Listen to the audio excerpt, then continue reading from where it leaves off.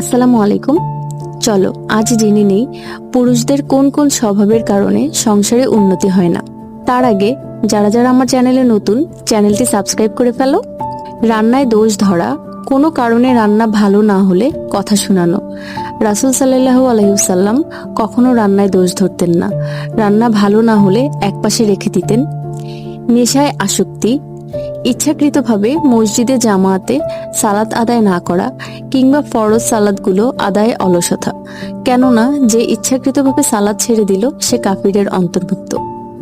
স্ত্রীর সাথে ভালো আচরণ না করা, সর্বদা রাগান্বিত আচরণ করা, তার মতামতকে প্রাধান্য না দেয়া, স্ত্রীর কাজে সহযোগিতা না করা, ফজরের ওয়াক্তে ঘুমানো, হারাম খাদ্য গ্রহণ, হারাম ইনকাম, দৃষ্টি হেফাজত না করা, স্ত্রীর প্রতি সুন্নত আদায় না করা এবং স্ত্রীকে অন্য নারীর সাথে তুলনা